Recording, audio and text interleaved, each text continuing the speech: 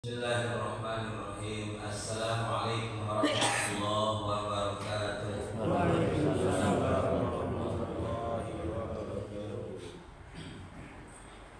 Innal hamdalillah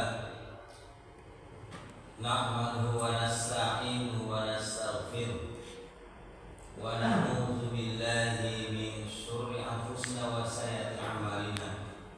May yahdihillahu fala mudilla lahu wa may yudlil fala hadiya lahu. Asyhadu an la ilaha illallah wa asyhadu anna Muhammadan 'abduhu wa rasuluhu la nabiyya ba'dahu. Allahumma shalli wa sallim ala Muhammad wa ala alihi wa sahbihi wa junudihi wa ansarihi wal mujahidin fi sabilillah ila yaumil akhir. Faqala ta'ala fi kitabil karim, a'udzu billahi minasy syaithanir rajim. Ya ayyuhalladzina amanu taqullaha haqqa tuqatih wa la tamutunna illa wa antum muslimun. Ya ayyuhan nas ittaqu rabbakum alladzi khalaqakum min nafsin wahidah wa khalaqa minha zawjaha wa bassa minhuma rijalan katsiran wa nisaa'a wattaqullaha alladzi tasaaluna bihi wal arham innallaha kana 'alaykum raqiba. Ya ayyuhalladzina amanu taqullaha wa qulu qawlan sadida yuslih lakum a'malakum wa yaghfir lakum dzunubakum wa may yuti'illaha wa rasulahu faqad faza fawzan 'azima. Shadaqallahul 'azim. Ittaqillaha haitsu ma kunta. Hadirin jamaah salat subuh Masjid As-Siddiq rahimahullah, bersyukur kita kepada Allah Subhanahu wa taala, syukur yang tidak ada batasnya. Di pagi ini kita kembali dapat sujud taqarrub ila Allah, mendekatkan diri kita kepada Allah, meninggalkan rumah kita, meninggalkan istirahat kita untuk menunggangi Allah Subhanahu wa taala di subuh barokah yang diiringi dengan rintikan hujan dari sejak semalam, ya Mas kalian. Semoga langkah-langkah kita sebagai wujud ampunan dari Allah Subhanahu wa taala sekaligus pahala dari Allah Subhanahu wa taala insyaallah. Terima selawat serta salam kita sampaikan sanjungan kepada teladan kita, uswah qudwah kita, Nabi yang kita cintai, Nabi yang kita rindukan, Nabi yang kita banggakan. Kita rindu kepadanya, kita mengidolakannya, kita menjadikan uswah dalam kehidupan kita. Walaupun kita belum pernah berjumpa dengannya, bertemu dengannya, apalagi bertatap wajah dengannya, namun kita yakin sosok teladan yang menjadi panutan umat Islam di seluruh dunia, yaitu Nabi kita Muhammad Rasulullah SAW. Dan semoga kiranya kita semuanya yang hadir akan mendapatkan syafaat lagi yaumil akhir insyaallah. Hadirin jamaah sekalian, kita doakan pula segenap pengurus TKM masjid, baik yang hadir maupun sedang berhalangan hadir ataupun yang sedang diuji oleh Allah Subhanahu wa taala dengan sakit, dengan ujian yang lain.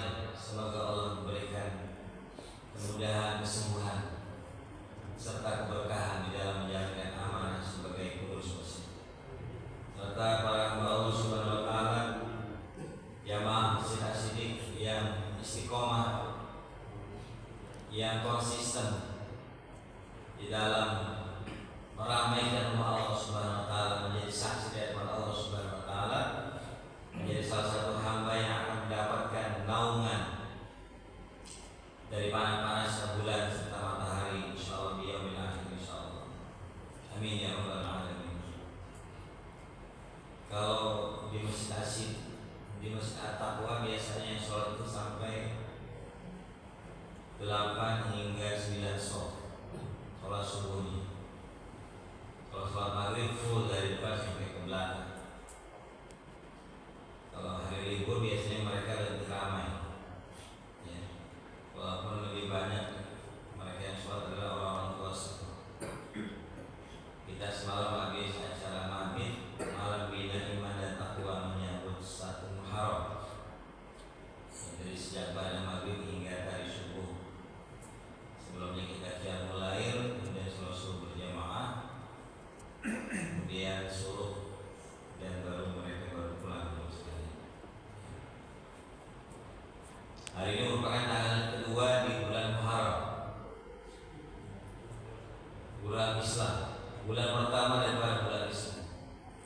Bulan Muharram adalah bulan haram.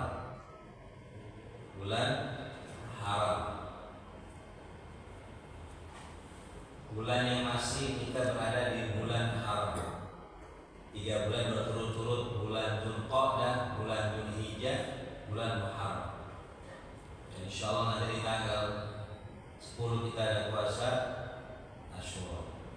Ya, semoga ini sebagai amnesti, ampun dari Allah Subhanahu wa taala, dapat kita ambil kesempatan yang terbaik ini. Karena belum tentu tahun depan kita masih ada umur kita ya Mas sekalian. Ya. Dan kiranya semua amalia kita tingkatkan di bulan haram ini, yang pahalanya jauh lebih besar daripada Allah Subhanahu wa taala. Dan kita berusaha meninggalkan dosa dan maksiat serta bertobat kepada Allah Subhanahu wa taala. Ya ayyuhalladzina amanu tubu ilallahi taubatan nasuha. Wahai orang beriman, bertaubatlah kalian kepada Allah Subhanahu wa taala. Terlebih di bulan haram ini. Ya.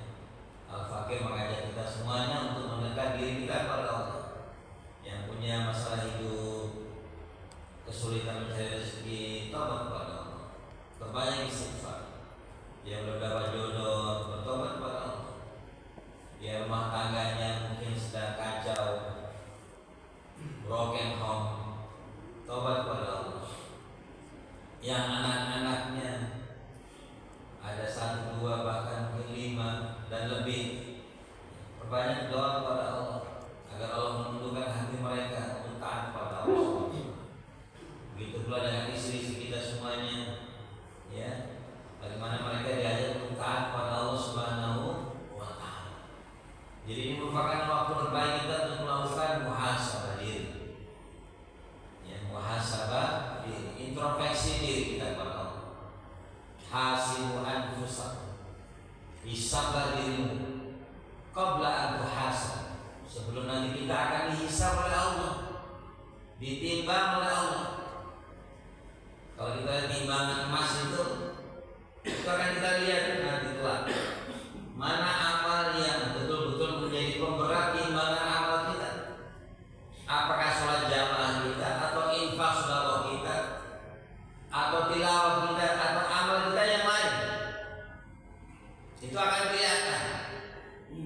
Atau zikir kita yang banyak, atau bisa jadi sholawat kita yang banyak dalam sekali.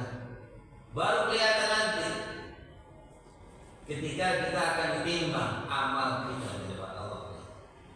Di mizannya Allah, hasibu anfusakum qabla an tuhasab. Kalau kita sudah dihisab nanti, ditimbang amal kita nanti, kita nggak bisa lagi menambah amal-amal kita. Karena waktunya sudah habis. Time is limited. Tempatnya sudah berbeda, alamnya sudah berbeda. Mumpung kita masih di dunia, kata Khalifah Umar, kita timbang-timbang setahun yang lalu mana yang lebih banyak, amal kebaikan atau maksiat kita kepada Allah Subhanahu. Dan Allah Subhanahu wa taala berfirman dalam surat Al-Hasyr surat 59 ayat 18, ya ayyuhalladzina amanu taqullaha wal tanzur nafsum ma qaddamat lighad. Wahai orang yang beriman kepada Allah, bertakwa kalian kepada Allah, dan setiap jiwa itu mempersiapkan diri untuk besok. Al-Quran sini adalah besok setelah hari Minggu, bukan hari Senin, tapi negeri akhirat ya Mas. Dalam tafsirnya begitu. Ya. Kita analisa, kita lihat sejauh mana amal kita selama ini, setahun ini. Kalau banyak kebaikan, maka alhamdulillah. Saya sering mengatakan dengan proyek kebaikan. Proyek kebaikan. Kalau saya sering sampaikan dengan kawan-kawan di Atakwa itu, kita punya proyek kebaikan apa nih? Proyek kebaikan apa? Ada masjid yang mereka berikan makanan gratis. Buka warung makan gratis. Makan ada yang bayar 1.000, ada yang 2.000, ada yang gratis sama sekali. Dari mana semuanya? Dari jamaah. Dikembalikan jamaah Kalau masjid di Jogokarya sama, sampai saldonya minus atau sama sekali saldonya itu tidak ada, habis dibagikan kepada jamaah. Ya, habis dibagikan kepada jamaah, sehingga jamaah itu sangat percaya, sangat sikoh dengan pengurus masjid. Ya, jadi dananya itu betul-betul untuk jamaah, untuk masyarakat umat. Sama halnya dengan kotak kita ada 3 lubang, satu untuk suhu barokah, yang tengah itu yatim, yang sebelahnya operasional. Ternyata yang paling banyak itu untuk anak yatim, untuk anak yatim. Dan semoga yang berintang untuk anak yatim, insya Allah kita akan berdua dengan Rasul seperti luar jari ini, insya Allah di surga Allah Subhanahu wa Ta'ala. Jadi itu yang kita persiapkan jemaah sekalian. Sama-sama kita mempersiapkan diri. Bukan berarti saya lebih baik, enggak. Ya, kita semua saling mempersiapkan di diri untuk bekal kita di hari esok jemaah sekalian. Dalam sebuah hadis riwayat dari Abu Barzah Al-Aslami, Nabi kita Muhammad Rasulullah SAW bersabda, yang mungkin sudah kita dengar bersama hadis tersebut. La tazulu qadam 'abdin yaumal qiyamah hatta yus'al. Apa kata Rasulullah SAW? Tidak akan bergeser kedua kaki hamba Allah Subhanahu wa Ta'ala kelak di yaumil qiyamah, sebelum Allah tanya 4 hal terhadap yang Allah sudah berikan kepada kita. Apa yang pertama kata Rasulullah? An umrihi fi ma'afna, tentang usia umurnya digunakan untuk apa? Kalau kita saling usianya 60 tahun, 70 tahun, bahkan ada yang sudah 80 tahun, kita gunakan untuk apa? Anda yang masih muda belia, milenial, digunakan untuk apa? Itu akan Allah tanya. Fi ma'afna,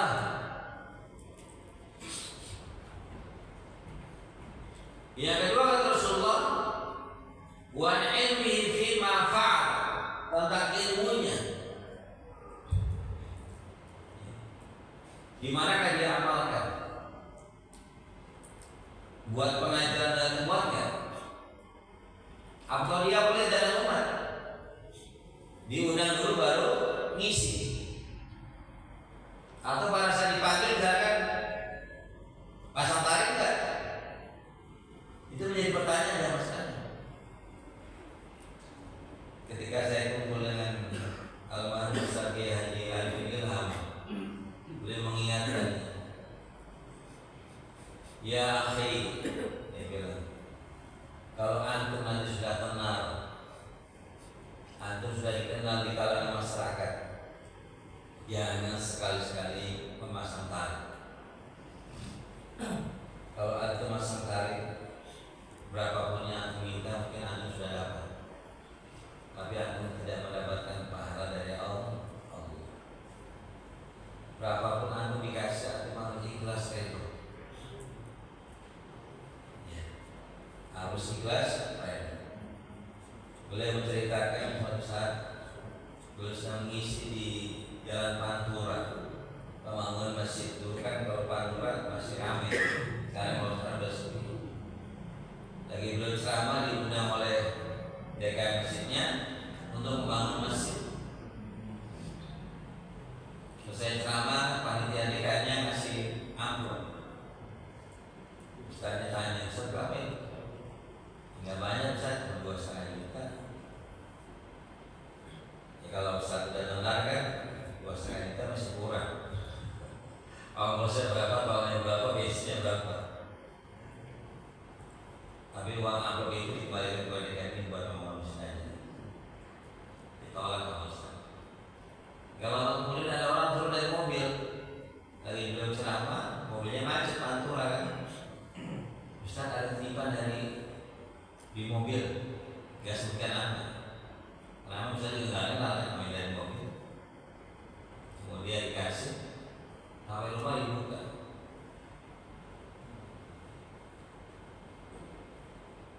Dalam bentuk cek nilai 25 juta rupiah.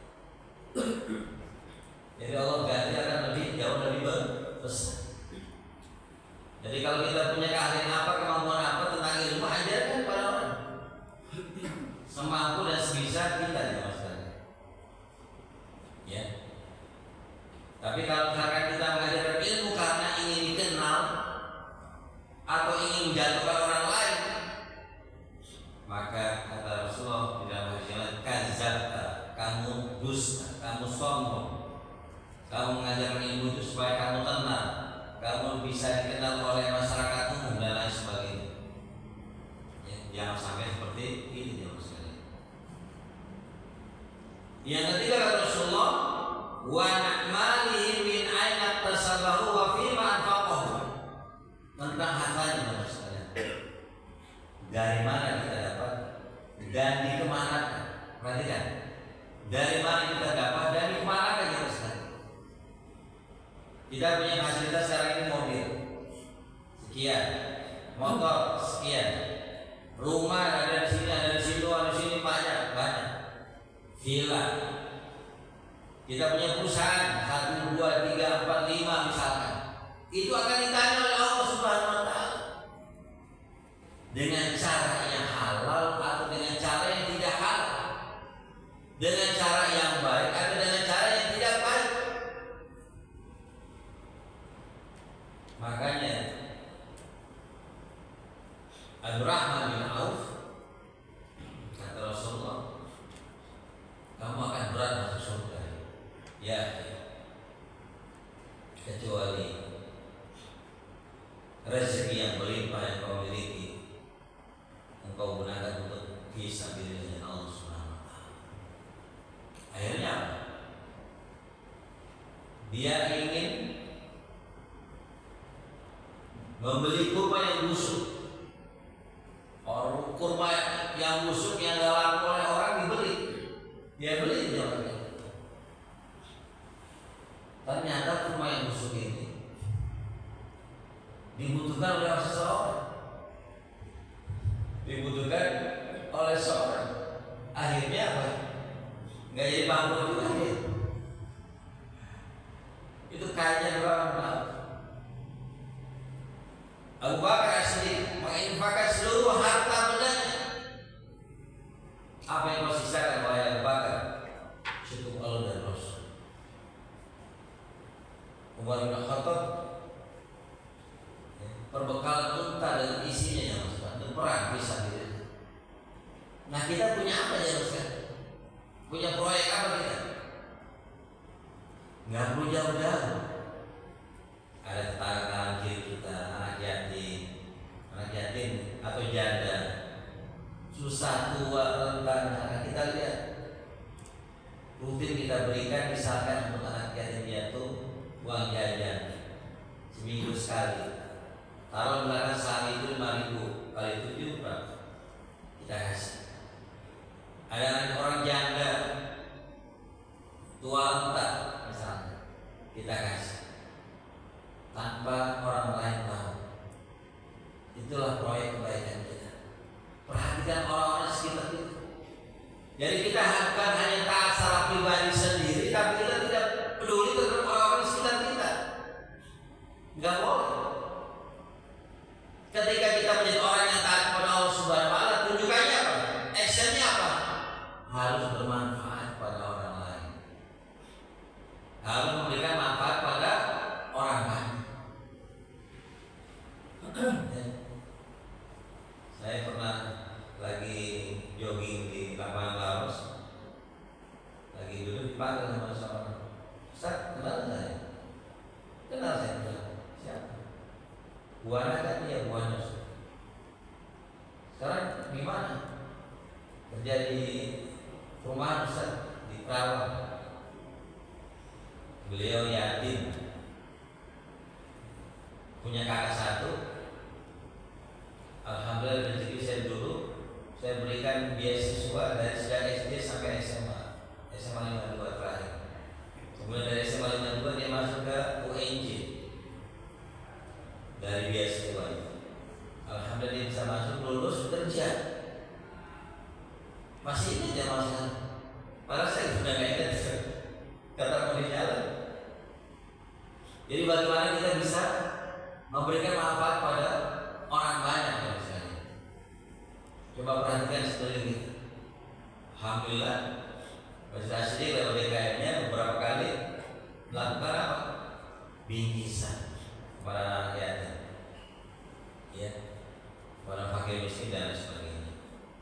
Jadi rezeki yang kita dapat itu tidak akan ditanya oleh Allah Subhanahu Wa Taala dari cara yang baik atau yang halal, ataukah sebaliknya dari cara yang tidak baik atau yang tidak halal, tidak baik. Itu akan berat, pertanyaannya akan panjang. Ya, pertanyaannya akan panjang. Apalagi sekarang musimnya money laundering, pencucian uang. Pencucian uang. Orang beli apartemen di sini, beli tanah di sini, itu adalah money laundering yang sekarang.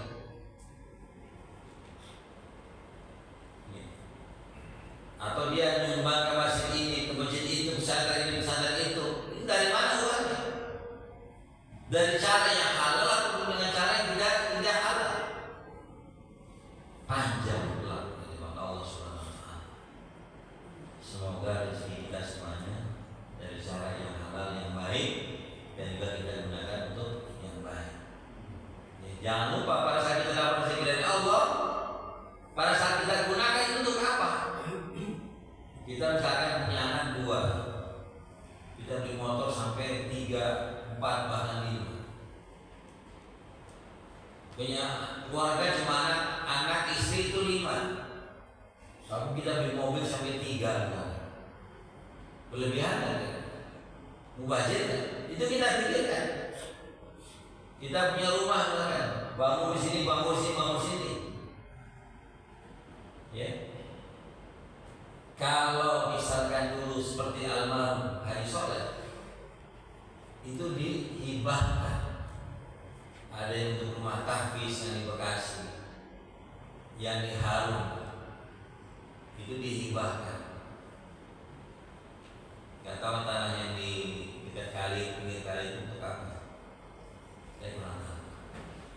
Jadi untuk kemaslahatan, bukan untuk kesenangan pribadi, bukan untuk kesenangan pribadi jamaah sekali. Karena bahaya berat sekali dari Allah Subhanahu Wa Taala. Ya. Nah, selanjutnya jamaah sekalian kata Rasulullah, wa jismi fi ma ablahu, dan tentang tubuhnya di manakah dia gunakan jamaah sekalian. Ya, tubuh kita itu dari ujung rambut sampai ujung kaki, dari mata sampai ujung kaki. Tubuh kita ini ada beberapa struktur. Ya, mulai panca indera, mata kita akan ditanya, hidung kita akan ditanya, mulut kita akan ditanya. Mulut ini ada saluran esofagus. Ya, ada saluran esofagus.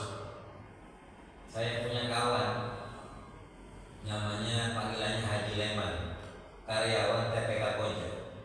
Karyawan TPK Pojok. Sehabis Idul Fitri kemarin saya tengok, ternyata dia kerja di TPK Pojok itu. Setiap kali meeting, ruangan ber-AC, kayak gini ruangan ber-AC. Kawan-kawannya merokok. Ya, setiap kali meeting rapat SKS itu begitu. Kan biasanya kita itu harus menghargai orang yang merokok, bukan orang yang merokok menghargai orang yang tidak merokok. Termasuk orang yang puasa itu harus menghargai orang yang tidak puasa. Itu di Indonesia.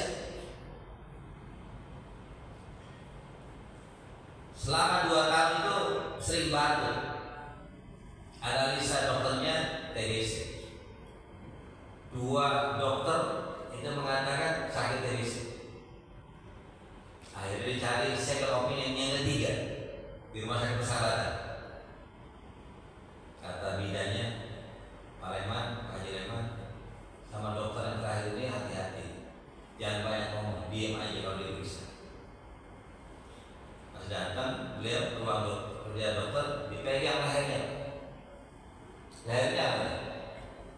Ini limfatik Pak. Limfatik ini daya tahan tubuh. Jadi kalau anak kita panas itu, ini dikasih minyak di sampingnya supaya daya tahan tubuhnya kembali pulih. Dan limfatik ini tidak boleh dibekam. Dibekam itu bukan sebagai sel semakin sakit. Yang dibekam itu urat leher di belakang. Ini tempat limfatik. Makanya perempuan ada kena penyakit kanker payudara. Laki-laki terkena penyakit kanker getah bening. Perempuan nggak ada. Ustaz Almarhum Ustaz Al-Jani Handuk kenapa kena kanker esofagus? Karena dia dipatuk oleh ular sehingga suaranya itu parah, serak-serak basah.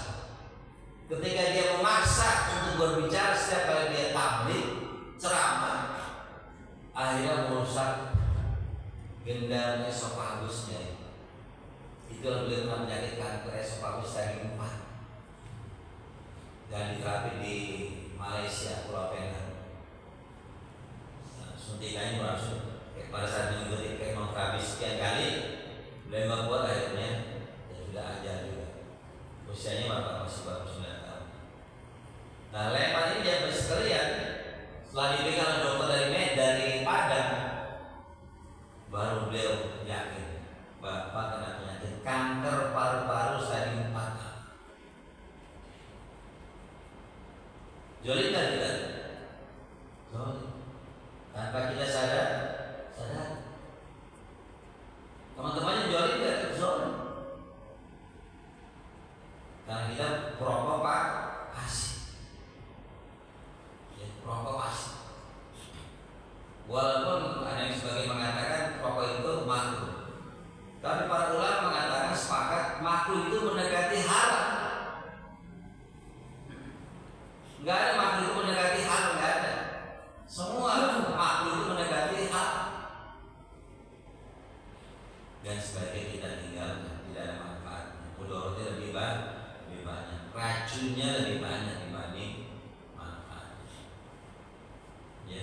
Sampai di kemasan rokok itu ada orang yang sampai bolong. Gitu ya. Betul itu rokok pasif. Ya.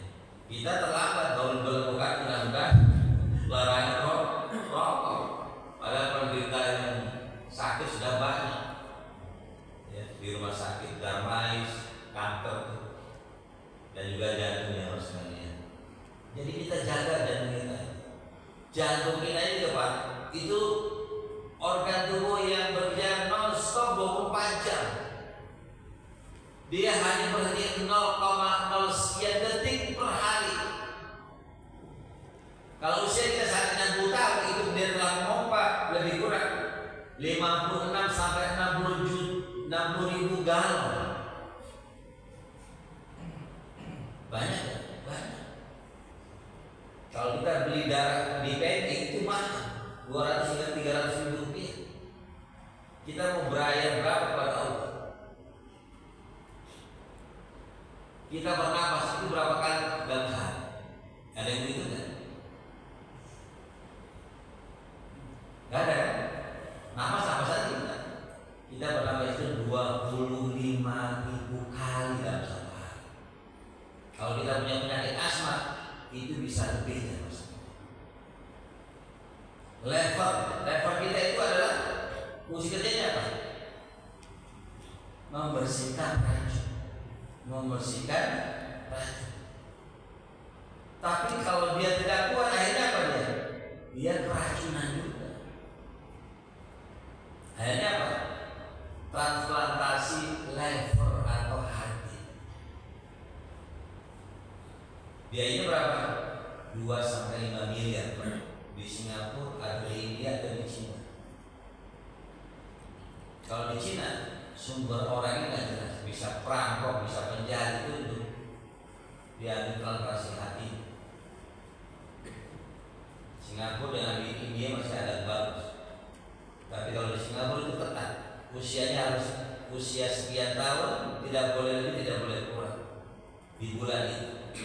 Kalau India masih agak enak. Dan dia harus minum obatnya seumur hidup. Di antaranya Ustaz Sutiana yang paling sini juga kajian kepada kita. Sampai sekarang pesan obat itu ke India, kalau dari Jakarta di sini obatnya ke India, karena di Jakarta nggak ada.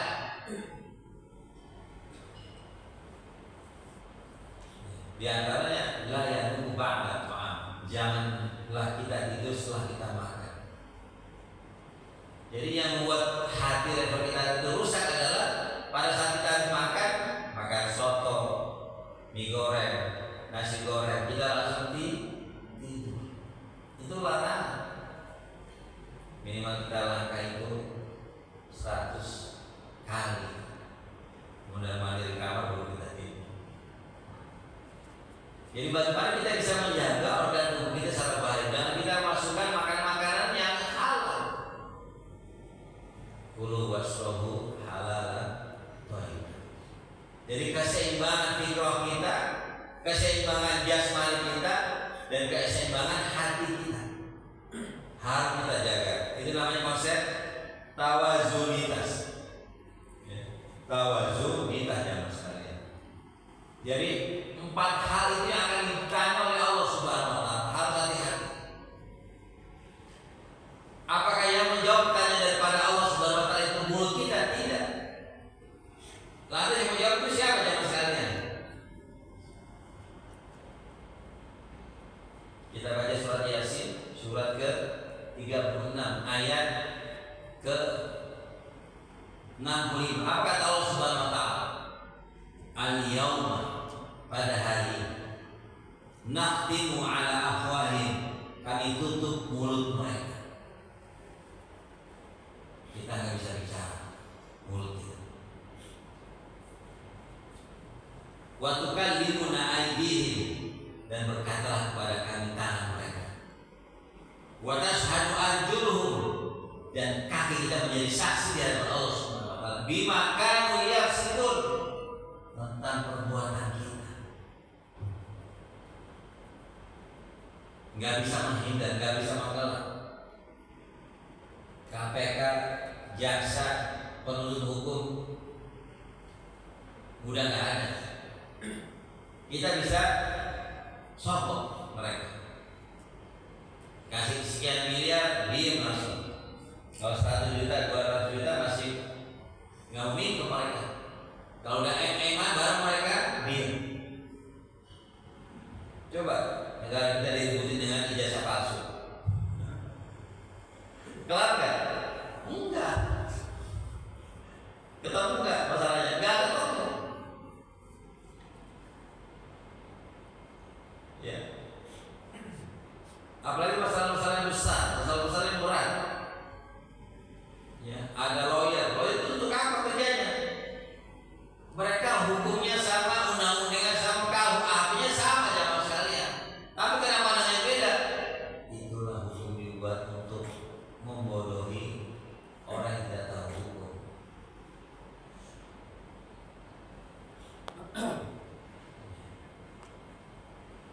Mereka hukum dibuat itu hukum lama yang pakai, bukan hukum Islam. Untuk apa gunanya? Membodohi orang yang tidak tahu hukum. Saling berkelit argumentasi di hadapan orang lain. Hukumnya sama, undang-undangnya sama. Ya. Mereka tidak takut kepada Allah ya maksudnya. Kalau begini kita berdaya nggak bisa. Allah.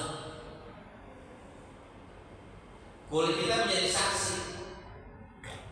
Tangan kita bicara akan kedustaan kita, akan kebohongan kita terhadap 4 pertanyaan tadi. Kalau kita yang jawab mulut kita, Allah sudah tahu mulut ini pasti akan mengelabui.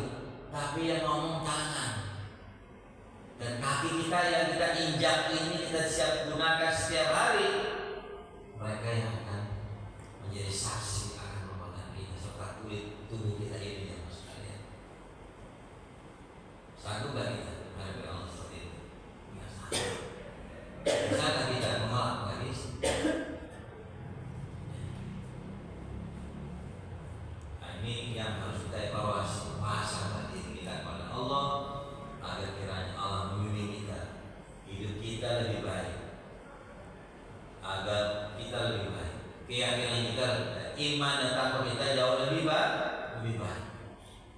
dari tahun yang sebelumnya. Kalau sama saja maka tercela kita, merugi kita di hadapan Allah Subhanahu wa Ta'ala. Kita sama-sama saling muhasabah diri, introspeksi diri, agar keluarga kita, anak cucu kita semuanya, wabil khusus jamaah Masjid Asy-Syidik diberikan keberkahan oleh Allah Subhanahu wa Ta'ala. Mudah-mudahan tahun yang baru ini itu akan menambah motivasi kita untuk meningkatkan amal ibadah kita, untuk terus kita belajar menuntut ilmu, ya belajar menuntut ilmunya Allah Subhanahu Wa Taala. Ketika kita bertambah ilmu kita, semakin kita dekat dengan Allah, semakin kita rajin ibadah pada Allah, bukan kita semakin takabur kepada manusia. Wa ma utitu minal ilmi illa qalila. Tidaklah aku memberikan ilmu kepada kalian kecuali sedikit sekali. Mudah-mudahan bermanfaat kepada kita semuanya sekalian. Mohon maaf bila kurangnya. Aku qouli wa astaghfiruhu innahu huwal ghafurur rahim. Assalamualaikum warahmatullahi wabarakatuh.